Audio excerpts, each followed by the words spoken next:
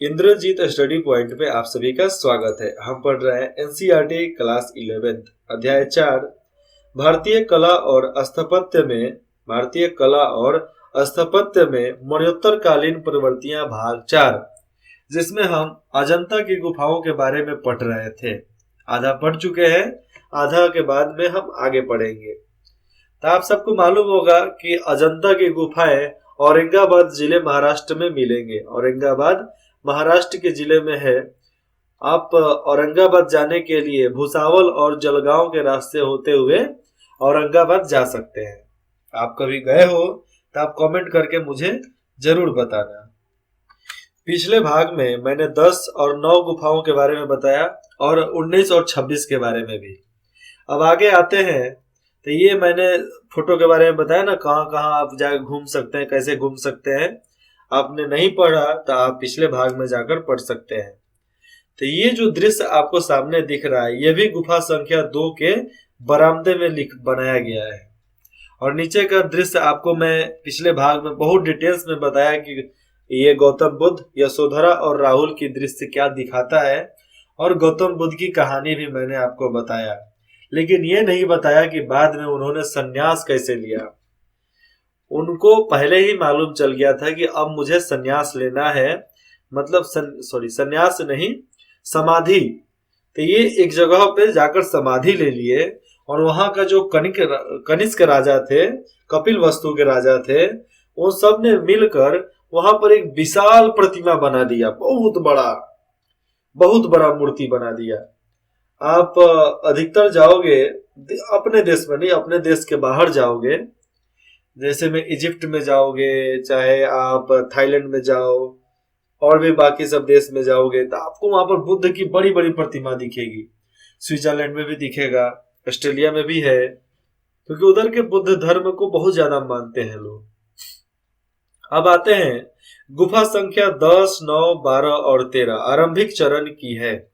गुफा संख्या 10, 9, 12 और 13 आरंभिक चरण की है, शुरुआती चरण की है। और गुफा संख्या 11, 15, 6 ऊपरी तथा निचली और गुफा संख्या 7 ईसा की 15वीं शताब्दी के उत्तरार्ध, मतलब उसी के इर्द गिर्द दशकों से पहले की है, मतलब आज से करीबन 2500 वर्ष पहले की है वह।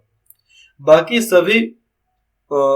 सभी गुफाएं 15वीं शताब्दी के प्रवर्ती दशकों से ईसा के 6ठी शताब्दी के पूर्ववर्ती दशकों के बीच खोदी गई है। मतलब ईसा का जब जन्म हुआ तो 600 वर्षों से लेकर 1500 वर्षों के बीच में उसको खोदा गया है, मतलब यहाँ पर माना जा रहा है उसको।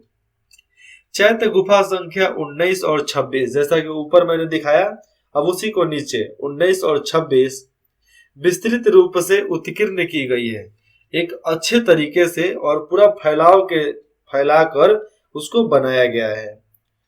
और उनका मोहरा है बुद्ध और बोधिसत्व की आकृतियों से सजाया गया है। बोधिसत्व की आकृतियों से उसे सजाया गया है। वे गज पृष्ठीय तहखानेदार, तहखाने मतलब क्या होता है, नीचे का, अंडरग्राउंड, इंग्लिश में बोलूं तो अंडरग्राउंड, तहखाना।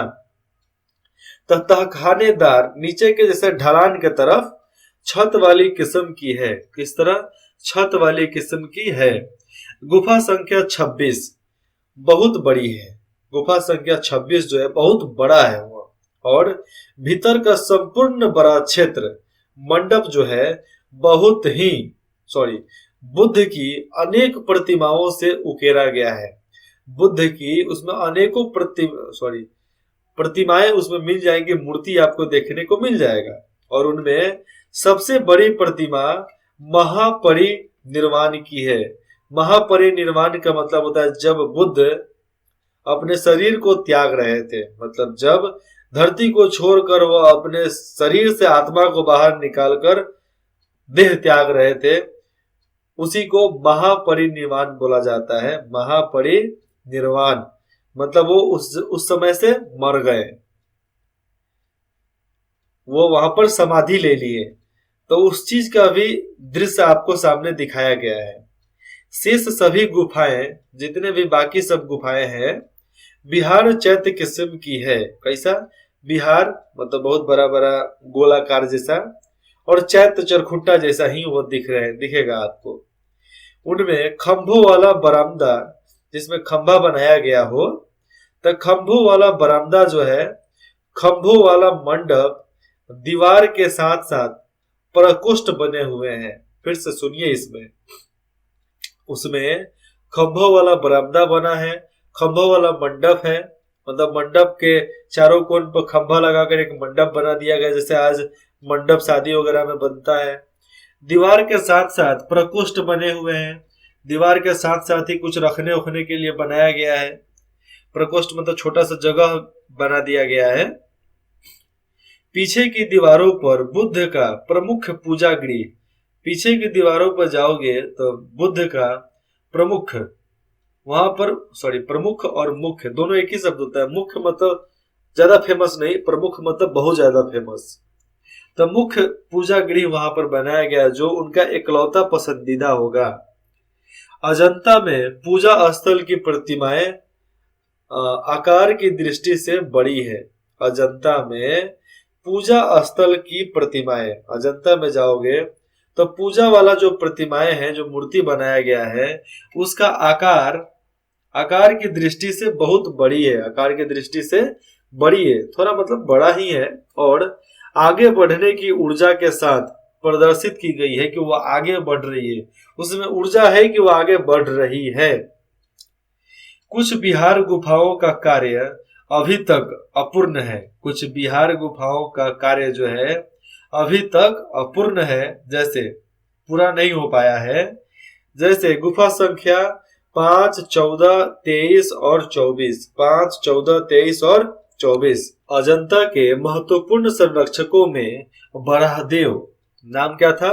बराहदेव गुफा संख्या 16 का संरक्षक था। वह कितना का? 16 का संरक्षक था, जो वाकाटक नरेश, वाकाटक एक जगह का नाम है, तो वाकाटक नरेश हरिसेन का प्रधानमंत्री था। वह क्या था? प्रधानमंत्री था।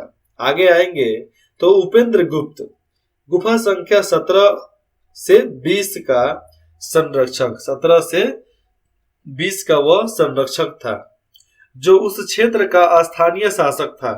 वह क्षेत्र पूरा इसी के इलाके में आता था, उपेंद्र गुप्त के इलाके में आता था। और वाकाटक नरेश हरिसेन का सामंत था, मतलब वह मंत्री था उनका, ठीक है। तथा बुद्धभद्र, एक ये नाम है कि बुद्धभद्र गुफा संख्या 26 का संरक्षक था। क्या नाम था इसका?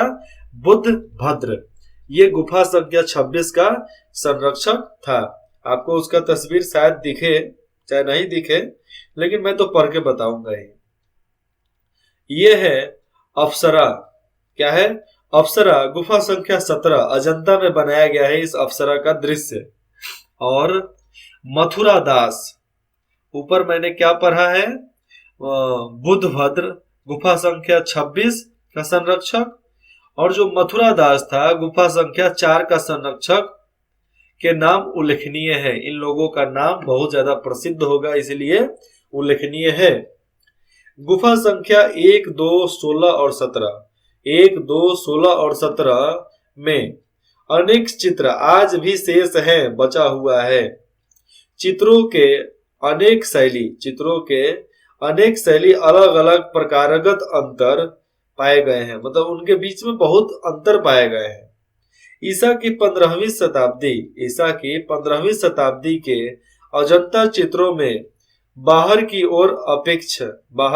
ओर प्रक्षेप दिखलाया गया है। प्रक्षेप मतलब क्या? थोड़ा सा बदलाव दिखाया गया वहां पे, और रेखाएं अत्यंत स्पष्ट है। प्रक्षेप दिखलाया गया है, लेकिन जो उसमें रेखा दिया गया ना, डिजाइनिंग लाइनिंग दिया गया है, वो साफ साफ स्पष्ट तरीके से दिखाया गया है।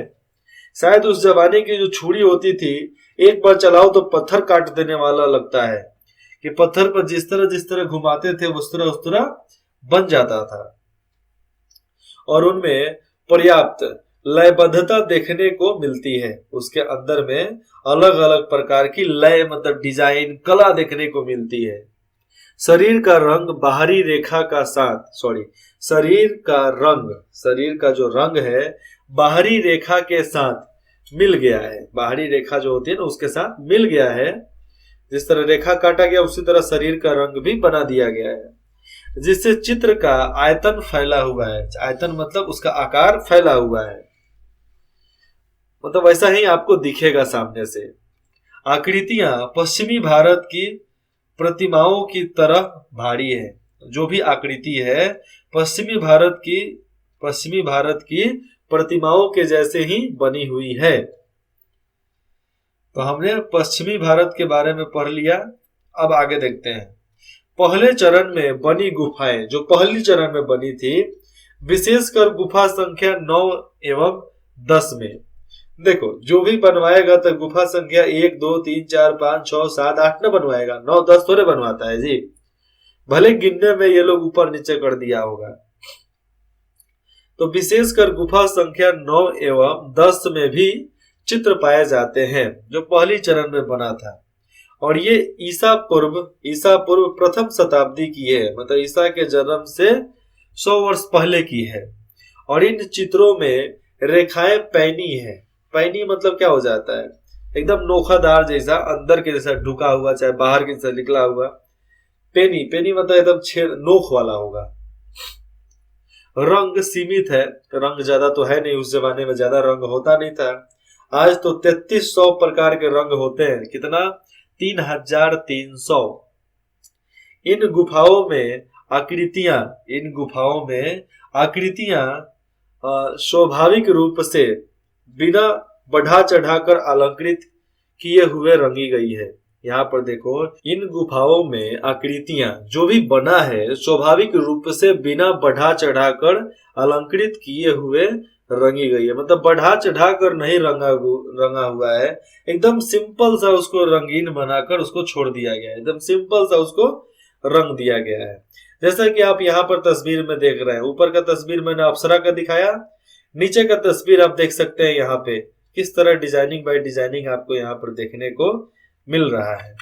भले शायद आपने पहले नहीं देखा होगा, लेकिन अब आप देखो, अच्छा लगेगा आप देखोगे तो। ये तस्वीर आप देखो, यहाँ पर आप इस तस्वीर को देखने में आपको क्या समझ में आता है। नीचे लिखा गया है चित्र गुफा संख्या 9 अजंता। ये अजंता की गुफाओं में गुफा संख्या 9 में आपको ये तस्वीर सब देखने को मिलेगा। शायद आप जाना चाहोगे तो जा सकते हो, नहीं जाना चाहते हो तो नहीं जा सकते हो। चलिए मैं आगे का बताता हूँ। भौगोलिक स्थान के अनुसार घटनाओं को समूहबद्ध किया गया, एक समूह के माध्यम से उसको दिखाया गया है अपने भूगोल के अनुसार। सतहों में 36 तरीके से आकृतियों का नियोजन किया गया है। मतलब जिसको जैसा पता है, मतलब जैसे गिन सकता है उसी तरीके से उसको नियोजन, मतलब उसको आपको कागज पर लिखा गया है कि ये गुफा संख्या 1 2 ये पहले बना होगा, ये बाद में बना होगा। वैसे भौगोलिक स्थितियों को वस्तु के बाहरी हिस्सों से, भौगोलिक स्थितियों को जो भी स्थिति थी उस समय, तो उस वस्तु के बाहरी हिस्सों से पृथक कर दिखलाया गया है। पृथक कर मतलब क्या, थोड़ा सा बदल कर उसको दिखाया गया है। और सांची की मूर्ति कला से, सांची में जो मूर्ति कला है, सांची की मूर्ति कला से समानता से यह स्पष्ट होता है। मतलब उतना ज्यादा तो नहीं, लेकिन पूरी तरीके से एकदम सांची के मूर्ति कला के जैसे ही वो दिखता है। किस प्रकार से समसामयिक मूर्ति कला एवं चित्रकला की प्रक्रिया साथ साथ चल रही है। जैसे सांची में मूर्ति कला है, वैसे ही यहाँ पर एक समयबद्ध से समसामयिक मूर्ति कला, मतलब एक बैलेंस के अनुसार, एक नियंत्रण के अनुसार वो चल रही है और साथ साथ चल रही है। और पगड़ी की आगे की गांठ, पगड़ी की आगे वाली जो गांठ है, उसी प्रकार से आकृतियों में दिखाई गई है, उसी प्रकार से हमें सामने दिख रहा है जिस प्रकार मूर्तियों में दिखाई गई है। ये ऊपर वाले दृश्य के अभी बात बताया जा रहे हैं, ऊपर वाले दृश्य का ही बात इसमें बताया जा रहा है जिस प्रकार मूर्तियों में दिखाया गया है। तथापि पगड़ियों के कुछ अलग प्रकार भी चित्रित है, पगड़ी के कुछ अलग प्रकार भी चित्रित है, यहाँ पर दिखाया गया है। यहाँ पर कृष्ण और उनकी गोपियों को भी दिखाया गया है, थोड़े से अधलंगी अवतार में दिखाया गया है, कपड़ा उपड़ा नहीं दिखाया गया इनके शरीर पे। तो आप इससे कुछ अजीब मत समझना, ये उस समय का सेंस था, आज भी वही सेंस है, लेकिन हम गलत समझ लेते हैं, तो इसमें हमारी कोई गलती नहीं है, हमारी प्रवृत्ति, हमारी सोच, हमारे परवरिश की गलती है, हमारी गलती नहीं है। दूसरे चरण के चित्रों का अध्ययन गुफा संख्या 10 तथा 9 की दीवारों और स्तंभों पर बने चित्रों से किया जा सकता है। यहाँ पर देखो आप कि दूसरे चरण के चित्रों को हम देखेंगे, उसका अध्ययन जब करेंगे तो गुफा संख्या 10 और 9 की दीवारों और स्तंभ जो पिलर है, तो पिलर पर बने चित्रों से किया जा सकता है। क्या किया सकता है? अध्ययन किया जा सकता है, उस चित्र को पढ़ा जा सकता है। तो बुद्ध की ये आकृतियां 15वीं शताब्दी ईस्वी के चित्रों से भिन्न है, मतलब उनसे अलग है। 15वीं शताब्दी ईस्वी में जो भी बना है उससे यह अलग है। चित्रकला के क्षेत्र में इस प्रकार की गतिविधियों को धार्मिक आवश्यकताओं के आधार पर समझा जाना चाहिए, मतलब एक तरीके से केवल धार्मिक आवश्यकता के अनुसार ही इसको समझ लेना चाहिए। गुफाओं का निर्माण स्वयं चित्रकला का गतिविधियां, यहाँ पर देखो फिर से, गुफाओं का निर्माण स्वयं चित्रकला की गतिविधियां साथ साथ एक ही समय में हुई थी। साथ साथ एक ही समय में ये सब हुआ था। चित्रकला चाहे बनाया गया हो, खोदा गया हो, लेकिन सब साथ हो रहा था। अगले चरण के चित्र मुख्यतः गुफा संख्या 16, 17, 1 गुफा संख्या 16, 17, 1 और 2 में देखे जा सकते हैं। कैसा? फिर से समझो, यहाँ पे अगले चरण के चित्र मुख्यतः गुफा संख्या 16, 17, 1 और 2 में देखा जा सकता है। इसका यह अर्थ नहीं है कि अन्य गुफाओं में चित्र निर्माण नहीं हुए हैं। इन सारे गुफाओं में चित्र का निर्माण हुआ है, लेकिन थोड़ा हटकर हुआ है। वस्तुतः प्रत्येक खोदी गई गुफाओं में, जितना भी गुफा खोदा गया है, चित्र बनाए गए हैं, परंतु उनमें से कुछ ही शेष रह गए, मतलब कुछ ही बचे हैं, बाकी सब बर्बाद हो गए, नष्ट हो गए। इन गुफाओं में जो भी चित्र बने हैं, चित्रों में प्रतीकात्मक वर्गीकरण पाए गए हैं। यहाँ पर प्रतीकात्मक का मतलब क्या समझते हैं? इन सारे गुफाओं के चित्र में कुछ ना कुछ उसमें प्रतियां तो मिली है कि नहीं? कुछ ना कुछ सिमरंतर तो आ रहा है ना, कुछ ना कुछ तो मिल रहा है ना, और कुछ कुछ परिवर्तन भी हो जा रहा है उसमें। तो ऐसे भी मूर्तियां वहां पर पाए गए हैं। यह भी देखा गया है कि इन सारे चित्रों में त्वचा के लिए विभिन्न रंगों, जैसे भूरा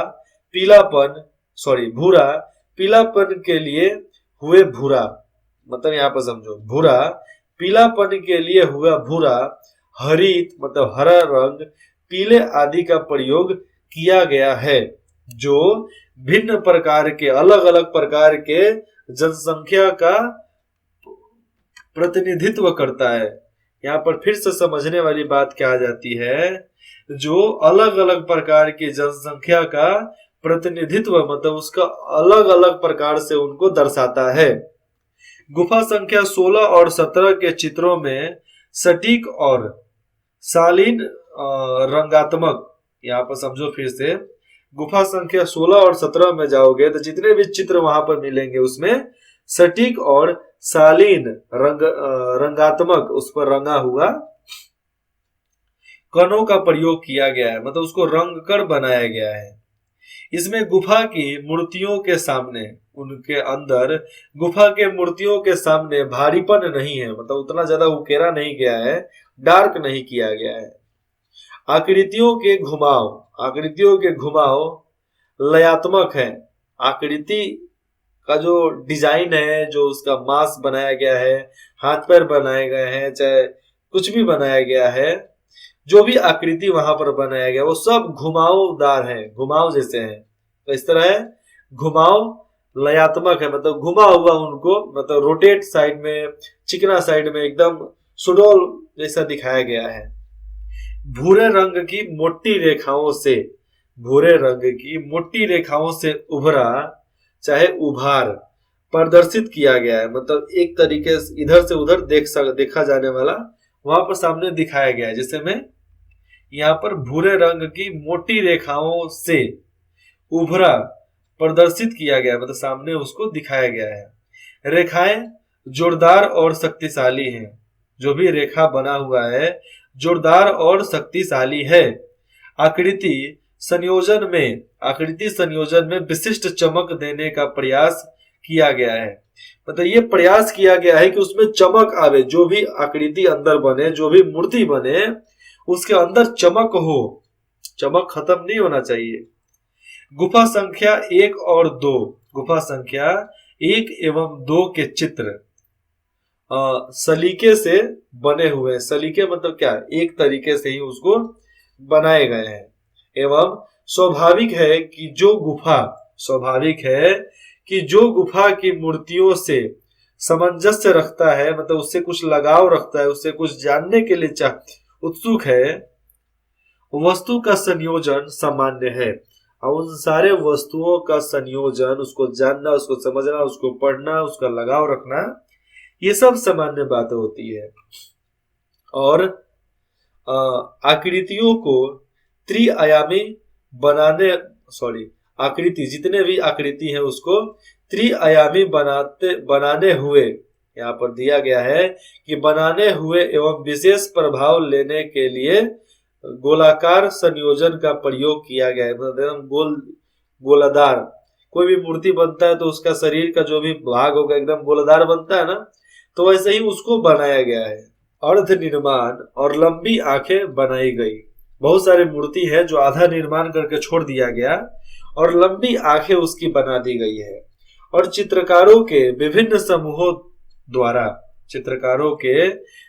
समूहों के द्वारा निर्मित चित्रों की विभिन्नता का पता चलता है, क्योंकि देखो विभिन्न समूह वाले लोग बनाएंगे तो कुछ ना कुछ तो अलग हो ही जाएगा उसमें जी, कुछ ना कुछ अलग हो ही जाएगा। और उनकी प्रतीकात्मकता एवं शैलीगत विशेषताओं से चलता है, मतलब वो क्या बनाए हैं, कैसे बनाए हैं, विशेषता क्या है, उससे यह पता चलता है कि अलग अलग समूह के लोग उसके अंदर काम किए हैं। स्वाभाविक भंगिमाएं एवं बढ़ा चढ़ाकर न बनाए गए। जो भी भंगिमाएं हैं, जो भी डिजाइने हैं, उसको बढ़ा चढ़ाकर नहीं बनाए गए। चेहरों का प्रयोग विशिष्ट रूप से किया गया है, जितने भी चेहरे हैं उसको विशिष्ट रूप से सामने प्रस्तुत किया गया है, अच्छे से, खराब से नहीं, अच्छे से। इन प्रतिमाओं के विषय, इन सारे जितने भी प्रतिमा आपको देखने को मिलता है, तो प्रतिमाओं के विषय बुद्ध के जीवन की घटना, जातक और अवदान कथाओं के प्रसंग हैं, उनसे मिला जुला, उन्हीं के साथ जुड़ा हुआ दिखाई देता है। कुछ चित्र जैसे सिंघल अवदान, महाजनक जातक और विदुर पंडित जातक, फिर से सुनो यहाँ पर, सिंघल अवदान, महाजनक जातक, विदुर पंडित जातक के प्रसंग गुफा की संपूर्ण दीवार को ढके हुए हैं। यही सब जातक कथाएं, चाहे जातक आपको यहाँ पर जो दिखाया जाए, यहाँ पर जातक का मतलब आपको सामने आ जाता है, घटना को दिखाया गया है। घटनाएं, जातक और अवदान कथाओं के प्रसंग है, मतलब ये कथाओं को निर्माण करके आपको यहाँ पर दिखाया गया है। जो सिंघल अवदान के बारे में, मतलब सिंघल कौन थे उनके बारे में, उनकी कहानी, महाजनक जातक के बारे में, महाजनक के कहानी और विदुर पंडित की कहानी वहां पर प्रसंग गुफाओं की संपूर्ण दीवार को ढके हुए है, मतलब उस पर कुछ ना कुछ आकृति बनाकर दिखाया गया है। यह उल्लेखनीय है कि छदंत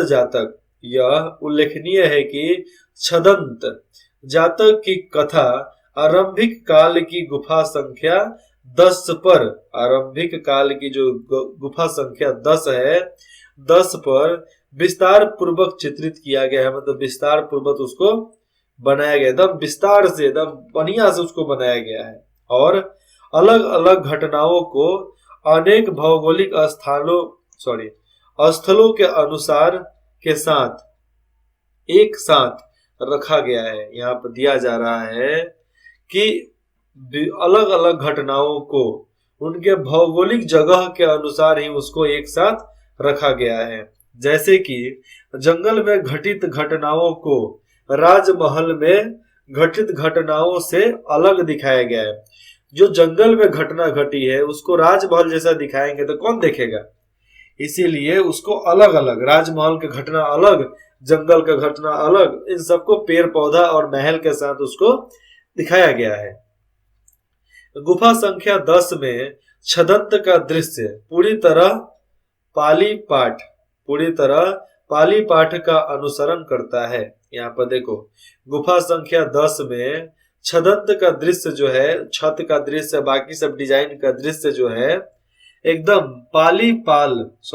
पाली भाषा का इस्तेमाल पहले के लोग किया करते थे, तो पाली पाठ का अनुसरण करके उसको बनाया गया है। जबकि गुफा संख्या 17 में वही प्रसंग भिन्न रूप में चित्रित किया गया है, मतलब अलग अलग रूप में उसको बनाया गया है। तथापि यह जो भी सामने हमको देखने को मिलता है कि यह दृष्टव्य है, मतलब देखने लायक है कि पद्मपानी और व्रजपानी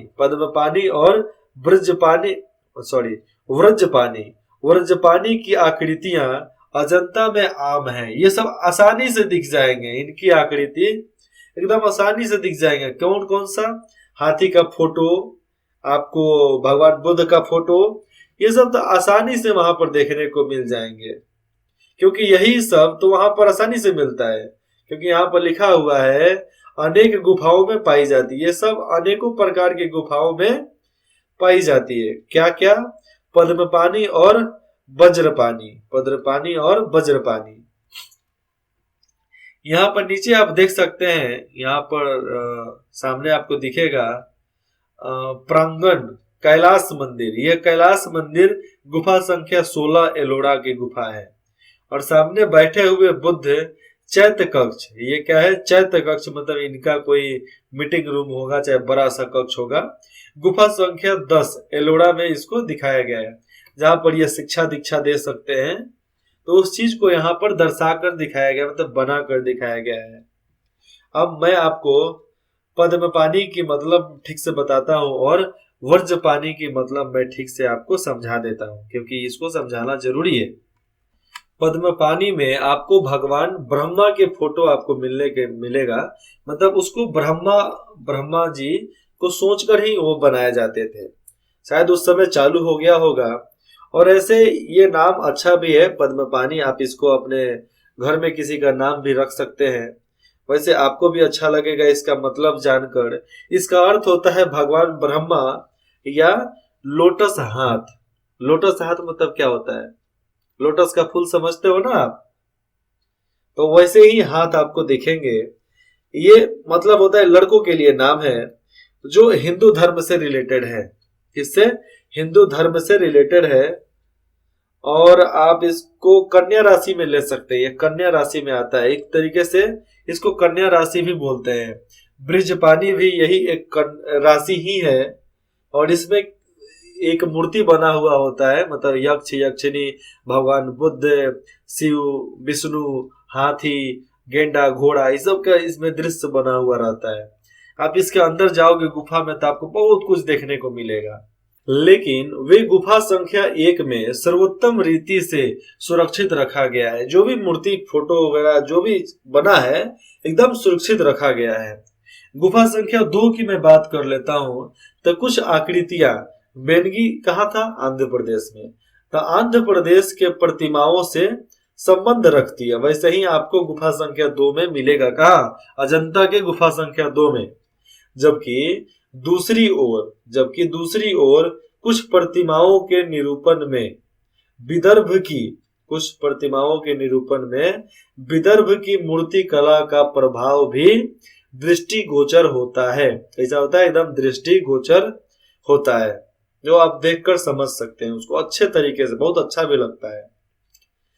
अगले भाग में पढ़ेंगे अलोड़ा। अगले भाग में हम क्या पढ़ेंगे? अलोड़ा की गुफाओं के बारे में।